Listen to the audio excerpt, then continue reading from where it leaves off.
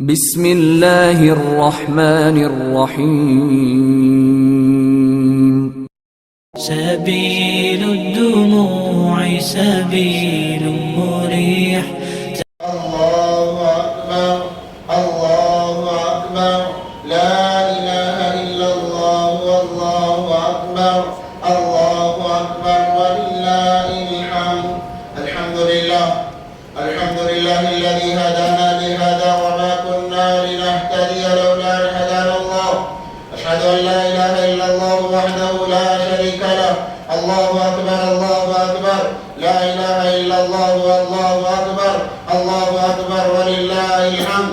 لا شريك له ولا وزير له ولا نظير له ولا مثل له ولا مثال له ولا معين له ولا مشير له ولا أول له ولا آخر له ولا ظاهر له ولا باطن له.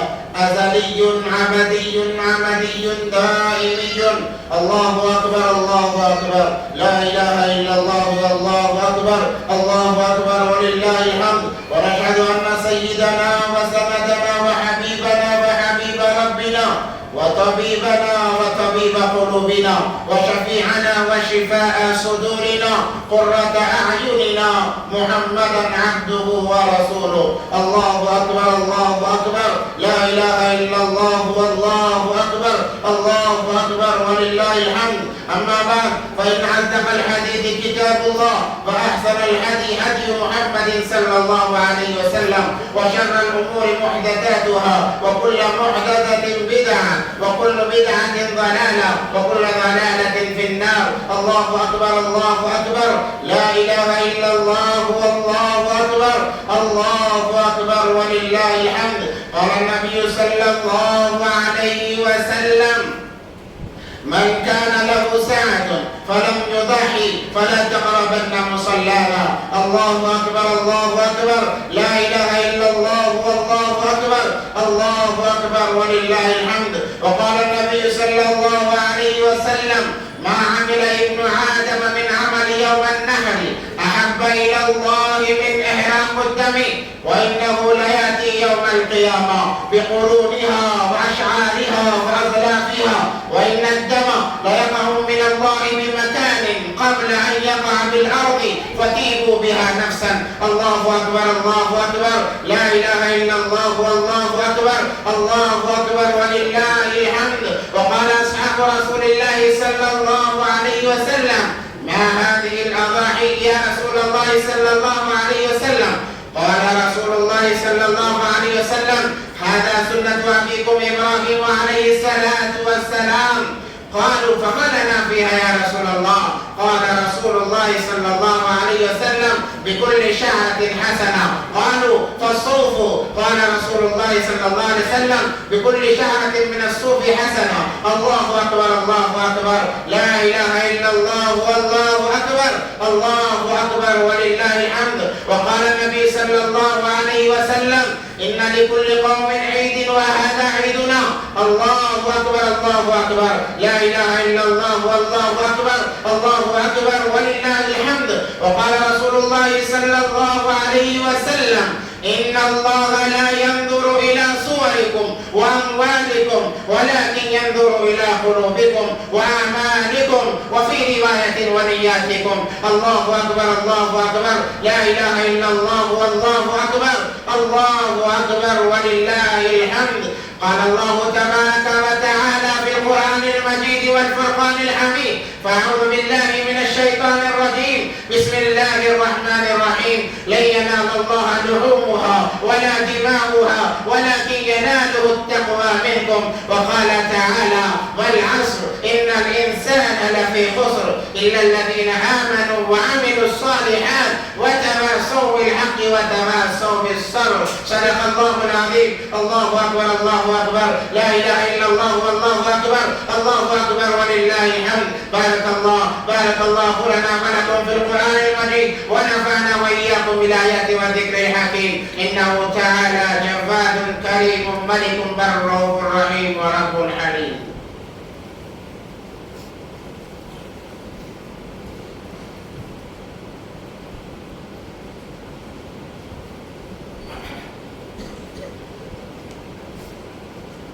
الله أكبر الله أكبر الله أكبر الله أكبر الله أكبر الله أكبر الله أكبر الله أكبر لا إله إلا الله والله أكبر الله أكبر ولله الحمد الحمد لله نحمده ونستعينه ونستغفره ونؤمن به ونتوكل عليه ونعوذ بالله من شرور أنفسنا ومن سيئات أعمالنا من يهده الله فلا مضل له ومن يضلله فلا هادي له ونشهد أن لا إله إلا الله وحده لا شريك له ونشهد أن سيدنا وسندنا ومولانا محمدا عبده ورسوله الله أكبر لا إله إلا الله والله أكبر ولله الحمد أما بعد قال الله تبارك وتعالى في القرآن المجيد والفرقان الحميد فأعوذ بالله من الشيطان الرجيم بسم الله الرحمن الرحيم إن الله وملائكته يصلون على النبي يا أيها الذين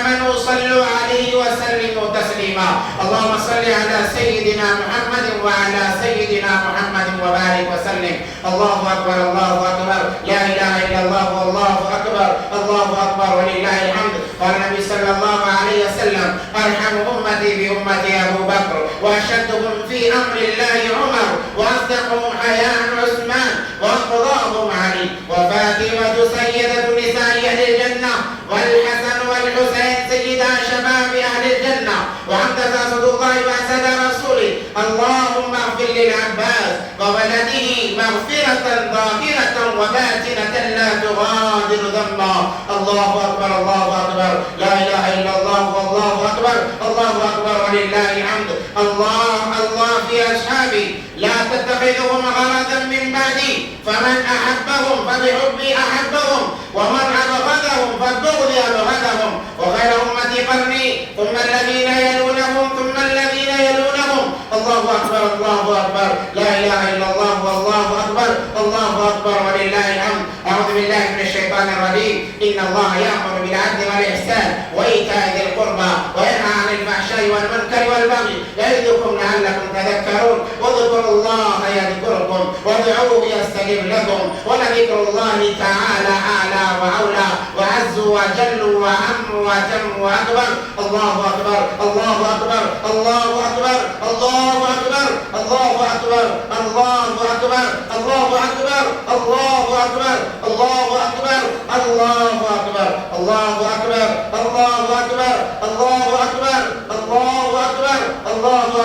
لا إله إلا الله والله أكبر ولله الحمد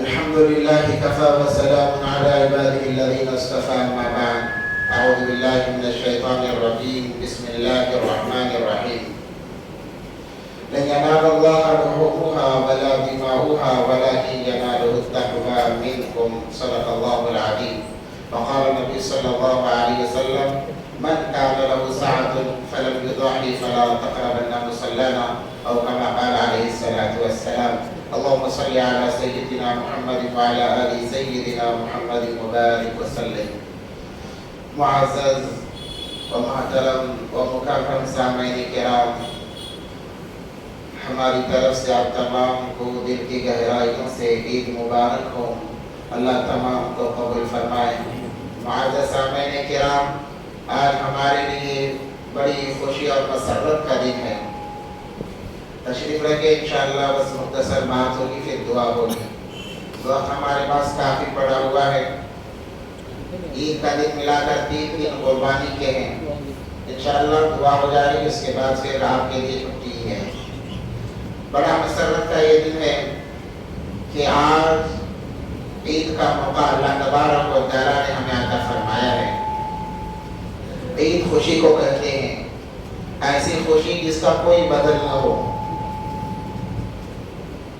اسی لیے جب انسان خوش ہوتا ہے اس کی خوشی کی انتہا نہیں ہوتی وہ کہتا ہے کہ آج تو میرے لیے عید کا دن ہے گویا عید کی خوشی کا کوئی بدل نہیں ہے یہ ایسی خوشی ہے اللہ تمام کو یہ خوشیاں نصیب فرمائے اور جب تک باقی رہے تب تک یہ خوشیاں نصیب فرمائے معزز سامعین کرام، سب سے پہلے تو یہ عید کس وجہ سے وجود میں آئی اس بات کو ہم سن رہے ہیں۔ اس کے وجود کے اندر آنے کے پیچھے ایک بہت بڑا واقعہ ہے۔ آج سے تقریباً 600 ساڑھے 600 ہزار سال پہلے ایک چھوٹی سی فیملی کی قربانی آج ہمارے لیے عید کا دن ہے۔ وہ چھوٹی سی فیملی کون سی تھی؟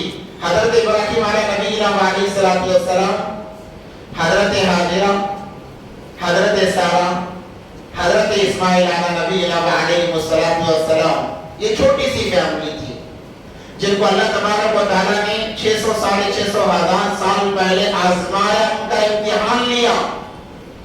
وہ امتحان ان کے لیے بڑا عجیب و غریب امتحان تھا، جو چلتے چلتے ہمارے لیے خوشی کا دن ثابت ہو رہا ہے۔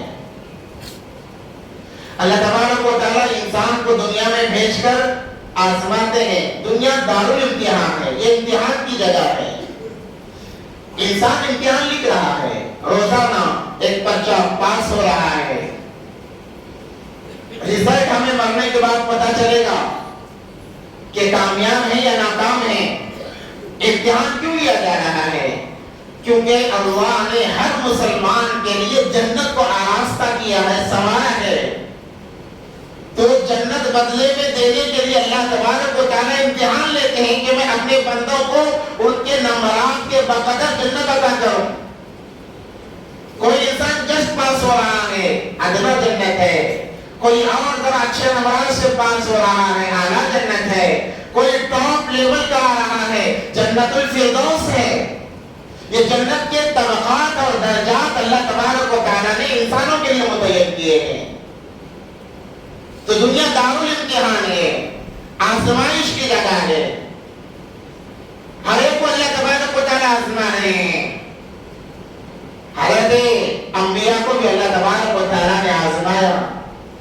جو جتنا اللہ کے قریب ہوتا ہے، آزمائش ویسے سخت ہوتی ہے۔ اللہ نے انبیاء کو بھی آزمایا، یہاں تک کہ حضرت زکریا علیہ السلام کے بارے میں آتا ہے،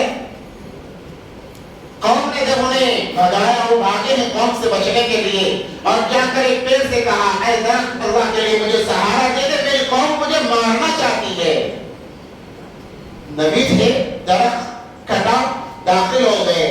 شیطان مردود کھڑا تھا، جبے کا ایک پلو پکڑ لیا اور باہر رکھ دیا۔ قوم آئی، تلاش کرنے لگی، کہاں ہے زکریا؟ نظر نہیں آتے۔ انسانی شکل میں آیا کمبخت اور کہنے لگا، دیکھو تمہارے ڈر سے درخت کے اندر چھپا ہے، مار دو اسے۔ وہ قوم ایسی ظالم قوم تھی کہ آرا لے کر آئی اور درخت کو بیچ میں سے کاٹ دیا، جس کے ساتھ حضرت زکریا علیہ السلام جیسا مقرب نبی بھی کٹ گیا۔ کیا معمولی حالات ہے؟ اور حالات آئے انبیاء علیہ السلام پر۔ حضرت ابراہیم علیہ السلام پر حالات جن کا تذکرہ بھی ہوگا، اس کے باوجود ہمارے اور آپ کے آقا سب کہہ دو حضرت محمد عربی صلی اللہ علیہ وسلم پر کیا کچھ کم حالات آئے ہیں۔ نبی پاک صلی اللہ علیہ وسلم نے فرمایا، جتنا مجھے ستایا گیا، مجھے مارا گیا، دین کے خاطر تکلیفیں دی گئی، 1.25 لاکھ انبیاء میں کسی کو نہیں دی گئی۔ عرب سے کاٹا جانا کوئی معمولی تکلیف ہے، اس کے باوجود دو جہان کے سردار سب کہہ صلی اللہ علیہ وسلم فرماتے ہیں کہ مجھے اس سے زیادہ تکلیف دی گئی ہے۔ جو جتنا اللہ کے قریب ہوتا ہے، حالات آتے ہیں، اللہ آزماتے ہیں۔ تو ان انبیاء میں حضرت ابراہیم علیہ السلام کو بھی اللہ نے آزمایا، کیونکہ اپنا خلیل کا لقب دیا تھا۔ خلیل کہتے ہیں دوست کو، جگری دوست کو، جو اللہ نے آزمایا۔ قرآن کہتا ہے وَإِذِ ابْتَلَىٰ إِبْرَاهِيمَ رَبُّهُ بِكَلِمَاتٍ فَأَتَمَّهُنَّ۔ پیدائش سمجھنے کے بعد سے لے کر جب سوجھ بوجھ آتی ہے بچے کے اندر، تب سے لے کر آخری وقت تک اللہ تبارک و تعالیٰ نے حضرت ابراہیم علیہ السلام کو آزمایا ہے۔ آزمائشوں کا سلسلہ کافی طویل، کبھی آگ میں ڈال کر آزمایا جا رہا ہے، کبھی گھر سے نکال کر آزمایا جا رہا ہے، کبھی وحجرنی ملیہ پتھروں سے مارنے کی دھمکی دے کر آزمایا جا رہا ہے، کبھی بادشاہ کے سامنے ذلیل کر کے آزمایا جا رہا ہے، کبھی بیٹے سے بیٹے کی جدائی کر کے آزمایا جا رہا ہے۔ بڑھاپے کی عمر 80-82 سال کی عمر میں اللہ نے بڑی منتوں سے بڑی دعاؤں سے ایک لڑکا نصیب کیا جن کا نام نامی اس میں گرامی حضرت اسماعیل علیہ نبی علیہ السلام ہے. جب پیدا ہوئے اللہ نے کہا ابراہیم لگتا ہے بیٹے کی محبت آ گئی ہے, جاؤ اپنی بیوی اور بیٹے کو بیابان میں چھوڑ کر آؤ. ابھی تو بچہ پیدا ہوا ہے, اللہ تو نے تو دیا ہے, ہاں اب میں یہ کہہ رہا ہوں کہ جاؤ چھوڑ کر آؤ. حضرت ابراہیم علیہ السلام بھی خلیل اللہ تھے, چھوڑ کر آ گئے اپنی بیوی اور بچے کو. بڑا لمبا عرصہ گزرا, کئی سال گزر گئے. جب بچہ بڑا ہوا, چلنے پھرنے کے قابل ہوا, باپ کے آگے پیچھے دوڑنے لگا, باپ کے کاموں میں ہاتھ بٹانے لگا. فرشتوں نے کہا یا اللہ, آپ کا خلیل تو بچے سے کھیل رہا ہے, آپ کا خلیل تو بچے سے کھیل رہا ہے.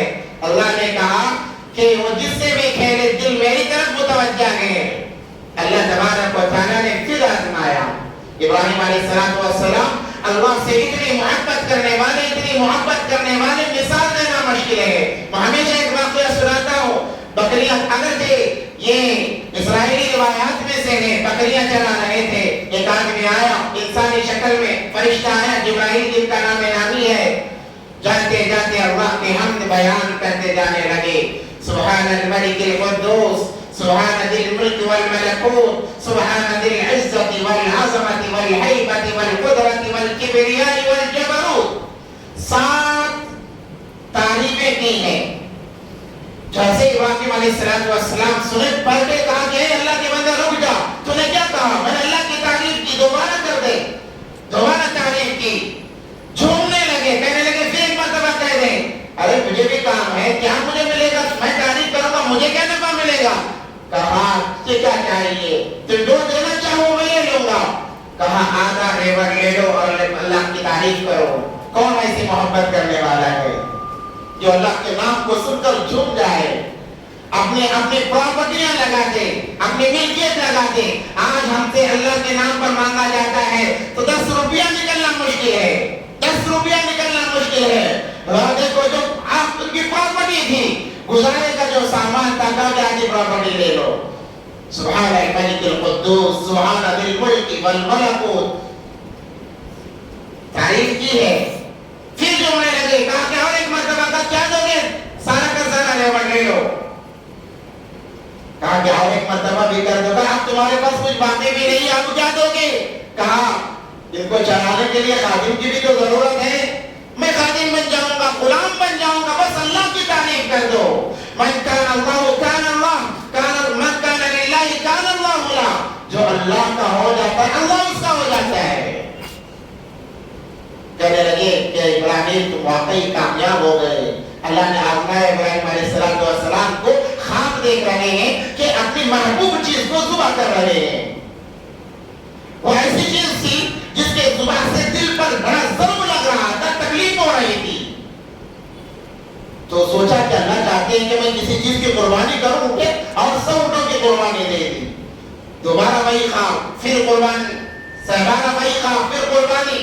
پھر کوئی کہنے والا کہہ رہا ہے, کون کہہ رہا ہے پتہ نہیں ہے, آواز آ رہی ہے, اے ابراہیم اپنے محبوب کی جو سب سے زیادہ تمہیں محبوب ہے اس چیز کو اللہ کے راستے میں قربان کرو.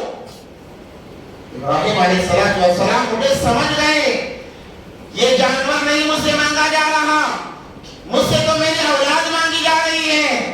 کتنے ذہین تھے حضرت ابراہیم علیہ السلام. جیسے ہی کہا کہ اپنی محبوب چیز, سمجھ رہے میری سب سے زیادہ محبوب چیز اس وقت میں میری اولاد ہے جو 90 سال کی عمر کے بعد میں میرے ہاتھ آئی ہے.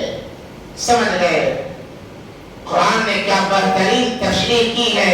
فلما بلغ معه السعي, جب ان کا بیٹا بلاغت کی عمر کو, چلنے پھرنے کی, دوڑنے کی, محنت کرنے کی, ہاتھ بٹانے کی عمر کو پہنچے. فلما بلغ معه السعي قال یا بنیا, اے میرے بیٹے. ابراہیم علیہ السلام سمجھ گئے اب قربانی دینا ہے, تو اس سے پہلے سوچا کہ چلو بیٹے کی بھی رائے معلوم کر لوں کہ بیٹا کیا کہتا ہے. یا بنیا انی ارا فی المنام, کہ میں نے سوتے ہوئے دیکھا ہے, میں سو رہا تھا, میں نے سوتے ہوئے فانظر ماذا ترى، اے بیٹے میں تجھے ذبح کر رہا ہوں۔ وہاں کیا دیکھا تھا کہ محبوب چیز کو ذبح کرو، تو سمجھ گئے کہ محبوب چیز بیٹا ہے، تو بیٹے سے کہہ رہے ہیں میں نے دیکھا کہ میں تجھے ذبح کر رہا ہوں۔ فانظرنی ماذا ترى، بتا تیری کیا رائے ہے، تو کیا کہتا ہے؟ وہ بھی نبی کا بیٹا تھا، وہ بھی آگے چل کر نبی ہونے والے تھے۔ نبی تو کیا نبی، دو جہاں کے سردار حضرت محمد صلی اللہ علیہ وسلم کے دادا پرداداؤں میں ان کا شمار ہونے والا تھا۔ کہنے لگے یا ابتی، اے میرے ابا، افعل، کر گزریے ما تؤمر، جو کچھ آپ کو کہا گیا ہے۔ آپ ہچکچائے نہیں، ستجدنی انشاءاللہ من الصابرین، آپ مجھے صبر کرنے والوں میں پائیں گے۔ میں بھاگوں گا نہیں، میں روؤں گا نہیں، میں بلبلاؤں گا نہیں، میں صبر کروں گا جیسے کہ اور پہلے انبیاءوں نے صبر کیا ہے، میں بھی صبر کروں گا۔ آپ کر گزریے۔ کیا تربیت ہوگی بی بی ہاجرہ کی، کیا تربیت ہوگی ابراہیم علیہ السلام کی کہ بیٹا ذبح ہونے کے لیے تیار ہے۔ آج ہم سے جانور ذبح نہیں ہوتا ہے، کہتے ہیں کہ تمہارا جانور ہے ذبح کرو، کہتے ہیں ہاتھ کانپتے ہیں، ڈر لگتا ہے۔ بھئی جانور تو ذبح کرنا ہے، اولاد نہیں، کہتے ہیں جانور کے خون سے ڈر لگتا ہے۔ وہاں دیکھو اللہ کیا وہ پیغمبر، وہ نبی اپنے بیٹے کو ذبح کرنے کے لیے تیار ہے۔ ستجدنی انشاءاللہ من الصابرین۔ قرآن کہتا ہے فلما اسلما وتلہ للجبین، اب بیٹے کو کہا کہ تیار کرو بی بی ہاجرہ سے۔ بی بی ہاجرہ نے بیٹے کو تیار کیا۔ کچھ اب کہاں لے جا رہے ہو؟ کہنے لگے کچھ دکھانے کسی کو ملانے لے جا رہا ہوں، کچھ دکھانے کسی کو ملانے لے جا رہا ہوں۔ کیا دکھانے؟ جنت دکھانے، اللہ سے ملانے لے جا رہا ہوں۔ کہنے کا یہ مقصد تھا۔ بی بی ہاجرہ نے کہا کہ چلو اتنے سال باپ بیٹا کے لیے جا رہے ہیں، نہلایا اور نئے کپڑے پہنائے، باپ کے حوالے کیا۔ ابراہیم علیہ السلام نے کہا ذرا وہ بڑی چھری بھی تو دے دو، اور وہ رسی بڑی وہ رسی بھی تو دے دو۔ چھری لے لی اور رسی لے لیا اور بیٹے کو لے کر چلنے لگے۔ شیطان نے جب یہ منظر دیکھا اس کی دھاڑیں نکل گئی، چیخیں نکل گئی۔ فرشتوں کے اندر ہلبلی مچ گئی کہ زمین پر ہونے کیا جا رہا ہے، یہ کیا ہو رہا ہے زمین پر۔ شیطان بھاگا ہوا گیا بی بی ہاجرہ کے پاس، کہنے لگا بی بی ہاجرہ تجھے پتا بھی ہے تیرا شوہر بیٹے کو کہاں لے جا رہا ہے؟ کہاں لے جا رہے ہیں؟ اللہ کے نام پر ذبح کرنے کے لیے۔ اچھا کس نے کہا انہوں نے خواب میں دیکھا تھا، اس لیے اس خواب کو حقیقت سمجھ کر جا رہے ہیں۔ بی بی ہاجرہ نے کہا اگر خواب دیکھا ہے تو سچا خواب دیکھا ہے، ایسے ہزاروں بیٹے اللہ کے نام پر قربان ہے، نکل جائے یہاں سے مردود۔ بھگا دیا۔ پھر دوڑا ہوا آیا حضرت اسماعیل علیہ السلام کے پاس اور کہنے لگا وسوسے ڈال رہا ہے، اے اسماعیل کہاں جا رہے ہو؟ کہا ابا کے ساتھ گھومنے جا رہا ہوں۔ تجھے پتا بھی ہے تیرا باپ تجھے ذبح کر ڈالے گا لے جا کر۔ کہنے لگے وہ کیسے؟ انہوں نے خواب میں دیکھا ہے اللہ نے انہیں ذبح کرنے کا حکم دیا ہے۔ بیٹے نے بھی کہا اگر اللہ نے ذبح کرنے کا حکم دیا ہے ایسے ہزاروں جانے قربان ہے اللہ کے نام پر، نکل جا مردود یہاں سے۔ پھر حضرت ابراہیم علیہ السلام کے پاس آیا، اے بوڑھے میاں آپ کی عمر ہو چکی ہے، یہ اولاد آپ کے بڑھاپے کا سہارا ہے، کوئی اولاد آپ کی نہیں، اکیلا ایک لوتا بیٹا ہے، اس کو بھی آپ اللہ کے نام پر ذبح کرنے جا رہے ہیں۔ سمجھئے آپ نے خواب دیکھا ہے، وہی تو نہیں آئی نا؟ چال بازی کیسے دیکھیے، کہتا ہے وہی تو نہیں آئی ہے، آپ نے خواب دیکھا ہے، خواب جھوٹا بھی ہوا کرتا ہے۔ ابراہیم علیہ السلام سمجھ گئے کہ یہ مردود مجھے بہکانا چاہتا ہے، یہ کہہ کر کہا مردود نکل جائے یہاں سے، اور کنکریاں لے کر مارا، دوبارہ آیا دوبارہ مارا، سہبارہ آیا سہبارہ مارا۔ اللہ کو یہ عادت پسند آئی، اللہ نے حاجی پر واجب کر دیا کہ حج کے لیے جاؤ، جب تک رمی جمرات نہ ہو تمہارا حج قابل قبول نہیں ہے۔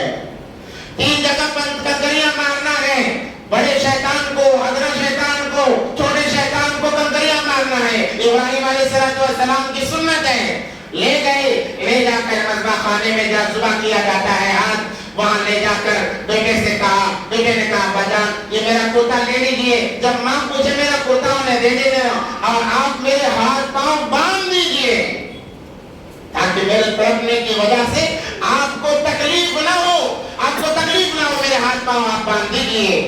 اور اپنے آنکھوں پر پٹی باندھ دیجئے، میرے آنکھوں پر بھی پٹی باندھ دیجئے۔ قرآن کہتا ہے فَلَمَّا أَسْلَمَا وَتَلَّهُ لِلْجَبِينِ، جب ابراہیم علیہ السلام نے اپنے بیٹے کو یوں چت لٹایا، پیٹ کے بل لٹایا اور لٹا کر چھری چلانے جا رہے ہیں، چھری چلنے کے لیے تیار نہیں ہے، چھری کو رگڑ رہے ہیں، بار بار چلا رہے ہیں، چھری چلنے کے لیے تیار نہیں ہے۔ یہ کیا ہوا؟ چھری کے اندر تو کاٹنے کی طاقت ہے، جس پر بھی کو چل جاتی ہے، آج کیوں نہیں چلا کرتی؟ اسرائیلی روایتوں میں ہے چھری حضرت ابراہیم سے کہتی ہے ابراہیم آپ مجھے ایک بار کہتے وہ چل جا، میرا اللہ مجھے 70 بار کہتا ہے خبردار، میرے اسماعیل کا ایک بار بھی کٹا تجھے اپنے مخلوق کے پہلے سے نکال دوں گا۔ اے ابراہیم بتا میں تیری سنوں یا اللہ کی سنوں؟ تیری بات مانوں یا اللہ کی بات مانوں؟ تو ایک بار کہتا ہے، میرا اللہ 70 دفعہ کہہ رہا ہے خبردار اگر ایک بار بھی کہتا ہو۔ انہوں نے سوچا کہ میرے کاٹنے میں شاید کمی ہو رہی ہے، دوبارہ چھری کو تیز کیا اور لٹا کر حضرت اسماعیل کے پیشانی کے بالوں کو پکڑا اور گردن کو یوں اونچا کیا اور چھری حلق پر رکھی اور کہنے لگے اللہ تو اس سے راضی ہے تو میں بھی اس سے راضی ہوں، یہ لے میں تیرے نام پر اس اپنے بیٹے کو ذبح کر رہا ہوں۔ یہ کہہ کر چھری چلانا تھا، جبرائیل امین سے اللہ نے کہا جبرائیل جاؤ جنت کا دمبا لے کر جاؤ، اس سے پہلے کہ اس میں حضرت ابراہیم کا ہاتھ حرکت کرے اسماعیل کو ہٹا کر دمبے کو واپس سلا دینا۔ حضرت ابراہیم اتنے بڑے فرشتے ہانپتے کانپتے ہوئے دمبا لے کر تکبیر جو ہم لوگ پڑھ رہے ہیں کہتے کہتے ہوئے آ رہے ہیں اللہ اکبر، یہ کیا ہو رہا ہے زمین پر؟ اللہ اکبر کہتے کہتے اسماعیل علیہ السلام کو ہٹا دیا اور دمبے کو واپس سلا دیا۔ ابراہیم علیہ السلام نے چھری گھمائی اور گلا کٹ گیا، خون محسوس ہوا، پٹی کھول کر دیکھا حضرت جبرائیل کھڑے ہیں، کہہ رہے ہیں اللہ اکبر اللہ اکبر۔ یہ سن کر حضرت ابراہیم نے کہا لا الہ الا اللہ واللہ اکبر۔ حضرت اسماعیل نے بھی پٹی کھولی، دیکھا اللہ اکبر وللہ الحمد۔ یہ کلمات حضرت اسماعیل علیہ السلام نے ادا کیے جو آج ہم تکبیر تشریف کے نام پر پڑھ رہے ہیں۔ اللہ نے دمبا بیچ کر اسماعیل علیہ السلام کو بچا لیا اور یہ واجب قرار دیا گیا اے مسلمانوں جب تک تم باقی رہو، جب جب یہ دن یہ وقت یہ گھڑی یہ لمحات آئیں، خبردار ایسے ہی نہ گزر جانا، میرے خلیل کی سنت کو زندہ کرنا۔ میرے خلیل نے اپنے بچے کو میرے لیے قربان کرنے کے لیے اس نے آمادہ کیا اور آمادہ ہو گئے ہیں۔ تم کیا کرو؟ تمہیں رعایت ہے، تمہیں چھوٹ ہے، تم جانوروں کو خریدو، اس سے دل لگاؤ، اس سے محبت کرو، بیٹے جیسی محبت کرو، اور جب ذبح کے لیے لے جانے لگو دل میں سوچو کہ اللہ اس جانور سے مجھ سے محبت ہے، بیٹے جیسی محبت ہے، مگر اس جانور کو یا اللہ تیرے کہنے پر میں تیرے نام پر ذبح کر رہا ہوں، تیرے خلیل کی سنت زندہ کر رہا ہوں۔ اللہ تبارک و تعالیٰ کیا اجر دیں گے؟ میں نے شروع میں حدیث مبارکہ پڑھی، بس بات ختم کرنے کی طرف جا رہا ہوں۔ ما عمل ابن آدم من عمل یوم النحر احب الی اللہ من احراق الدم۔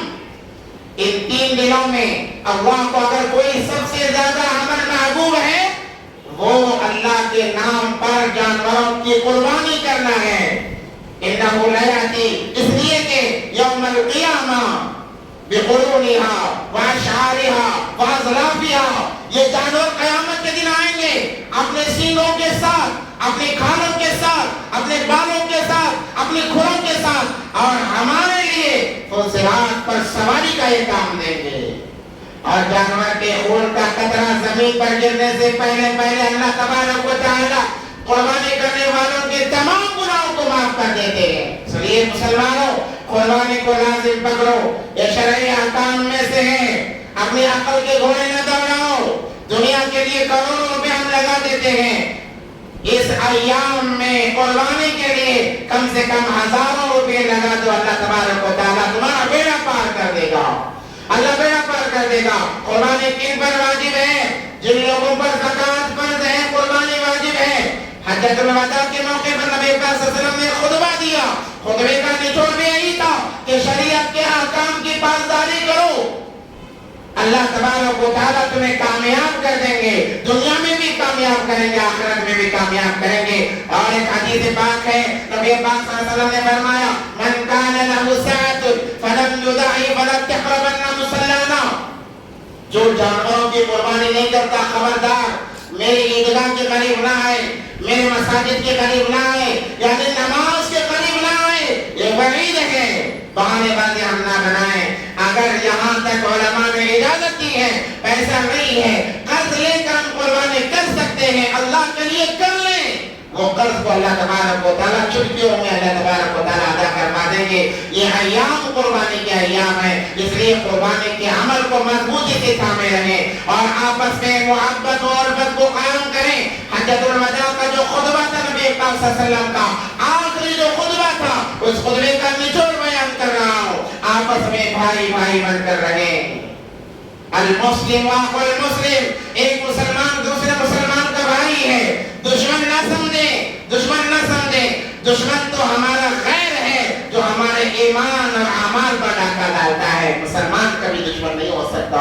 اور آپس کے دلوں کو اپنے اپنے دلوں کو پاک کر لیں، کسی کے بارے میں کینہ نہ رکھیں، کسی کے بارے میں بغض نہ رکھیں، عداوت نہ رکھیں، دشمنی نہ رکھیں۔ اگر کسی کو کچھ دینا ہے دے دیں، اگر کسی کو کچھ دینا ہے محبت سے دے دیں، گھر تک آنے کی نوبت نہ پڑے، لڑائی جھگڑے کی نوبت نہ پڑے۔ یہ اصول اللہ کے نبی پاک صلی اللہ علیہ وسلم نے زندگی گزارنے کے بتائے ہیں۔ آج اس موقع میں، آج اس خوشی کے دن میں یہی پیغام دیا جاتا ہے کہ ہم آپس میں بھائی بھائی بن کر زندگی گزاریں اور کبھی نمازوں کو ترک نہ کریں۔ نبی پاک صلی اللہ علیہ وسلم کا وصال، حجۃ الوداع کا خطبہ، اس کے اندر بھی نماز کی تاکید، اور وصال چند مہینوں کے بعد نبی پاک صلی اللہ علیہ وسلم کا وصال مبارک ہو گیا۔ وصال کے وقت میں بھی نبی پاک صلی اللہ علیہ وسلم نے دو باتوں پر زور دیا کہ عورتوں کے ساتھ بھلائی کا معاملہ کرو، کمزوروں کے ساتھ، مزدوروں کے ساتھ بھلائی کا معاملہ کرو، اور نماز کی پابندی کرو۔ میرے بھائیو، نماز ہم پر دن میں 5 وقت کی نماز فرض ہے۔ جو انسان نماز نہیں پڑھتا ہے وہ ایمان سے نکل جاتا ہے۔ اس لیے نمازوں کی پابندی، آج جو ہم پر حالات ہیں نمازوں کو چھوڑنے کی وجہ سے، دوبارہ ہم 2 چیزوں کو لازم بلکہ 3 چیزوں کو لازم پکڑ لیں۔ ایک تو نماز کی پابندی ہے، نماز کی پابندی ہے، اور دوسرا سلام ہے، ہر ایک کو سلام کریں، اور تیسری جو چیز ہے وہ سنت رسول اللہ صلی اللہ علیہ وسلم ہے۔ دیکھنے میں آتا ہے عید جیسے مبارک دن میں قربانی دینے کے بعد ہمارے مسلمان جا کر شیونگ کرنا شروع کر دیتے ہیں، داڑھی مڑانا شروع کر دیتے ہیں۔ ارے کیا معاملہ، ایک خلیل کی سنت کو تم نے زندہ کیا اور حبیب کی سنتوں کا جنازہ نکالتے ہو۔ کل قیامت کے دن پوچھا جائے گا تو خلیل کی سنتوں کو کم پوچھا جائے گا، حبیب کی سنتوں کو زیادہ پوچھا جائے گا۔ اس لیے یہ ظلم نہ کریں۔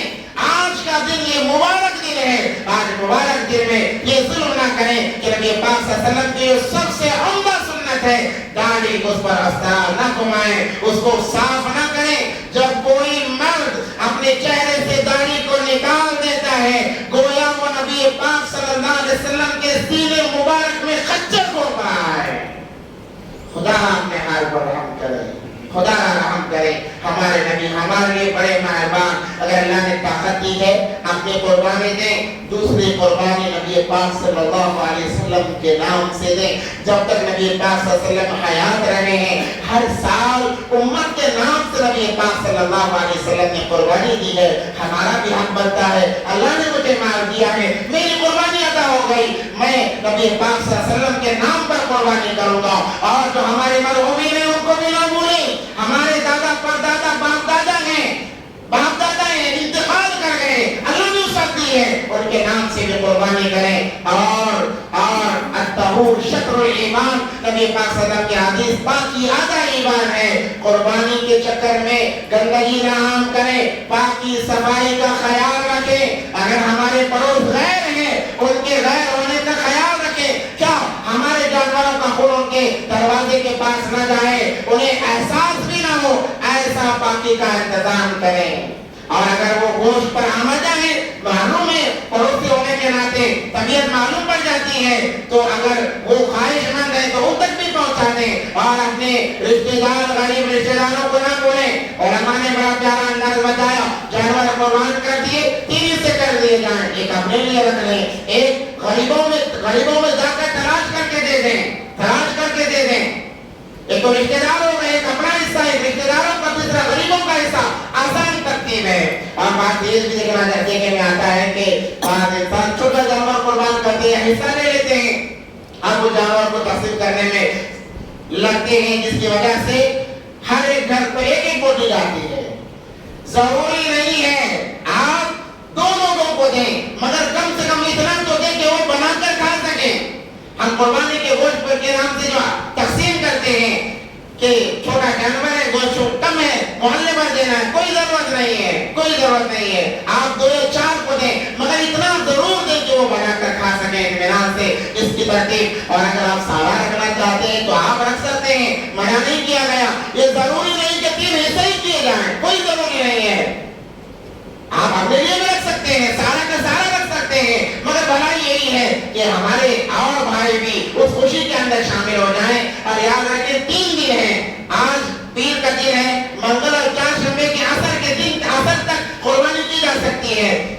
بعض حضرات دوسرے دن قربانی کریں، بعض حضرات تیسرے دن کریں، یہ تینوں دن بہت عمدہ ہیں۔ ایک ہی دن کر کے اللہ کی رحمت سے دور نہ ہو جائیں، بلکہ ہم اگر رشتہ دار ہیں، سب لوگ جانور قربانی کر رہے ہیں تو بعض آج کریں، بعض کل کریں، بعض پرسوں کریں، تاکہ تینوں دن رحمتیں اللہ کے ہم پر برستی رہیں، اللہ کی رحمت ہماری طرف متوجہ رہے۔ اس انداز سے آپ قربانی کریں۔ اور آخری بات بتا کر اپنی بات ختم کرتا ہوں، جب جانور قربانی دینے کا وقت آئے گا، جانور قربانی دینے کا وقت آئے، ہو سکے تو اپنے ہاتھ سے قربانی کرنے کی کوشش کریں، اگر نہیں ہے تو کم سے کم سامنے کھڑے رہیں، کھڑے ہو کر آپ قربانی کریں۔ قربانی کی نیت بہت آسان ہے، دعا لمبی چھوڑی ہے، آپ کو یاد ہے، پڑھ لیں، انی وجہت وجہی للذی فطر السماوات والارض وما حنیفا وما انا من المشرکین ان صلاتی ونسکی ومحیایا ومماتی للہ رب العالمین۔ اگر یہ دعا یاد نہیں ہے، بسم اللہ اللہ اکبر سب سے بہترین دعا ہے، اور اصل یہی دعا ہے قربانی کی۔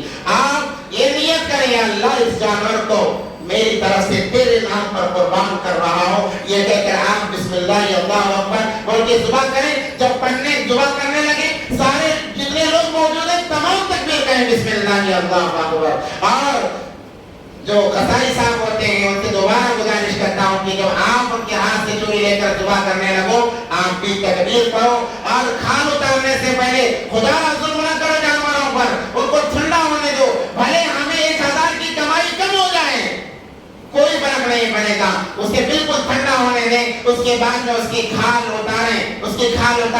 یہ بہترین طریقہ ہے، یہ عمدہ طریقہ ہے، یہ اعلیٰ طریقہ ہے جانوروں کی قربانی کرنے کا۔ اس طریقے سے اگر ہماری قربانی ہوگی تو الحمدللہ اللہ ہمارے لیے خیر کے دروازے فراہم کریں گے۔ جو کھال ہے، مدارس ہیں، مدارس کو دے دیں، کوئی چیز جانور کی اپنے پاس نہ رکھیں، یہاں تک کہ جس رسی سے جانور کو باندھا ہے وہ رسی بھی اللہ کے لیے دے دیں یا دفنا دیں، اس سے فائدہ نہ ہو پائے۔ یہ طریقے کار ہیں عید الضحیٰ کے، اور یہ پیغام ہے کہ ہم آپس میں بھائی بن کر اور اپنی دعاؤں میں اہل فلسطین کو یاد رکھیں، اہل رفح کو یاد رکھیں۔ خدا جا کر ان کی مدد نہیں کر سکتے، مددیں پہنچائی جا رہی ہیں مگر اندر دشمن داخل ہونے نہیں دے رہا ہے۔ یہ حالات آج بھی ناساز ہیں، ہم تو خوشیاں منا رہے ہیں، وہ خوشیوں کو ترس رہے ہیں۔ اس لیے کم سے کم یہ کام کریں کہ اسرائیل پروڈکٹ کو بائیکاٹ کریں، ان کی کوئی چیز استعمال نہ کریں۔ دیکھنے میں آتا ہے کہ سال بھر ہو گیا، لڑائی جاری ہے، حملے ہو رہے ہیں، بچے مر رہے ہیں، مسلمان پھر بھی پٹا پی رہے ہیں، اسپرائٹ پی رہے ہیں، کوکو کولا پی رہے ہیں۔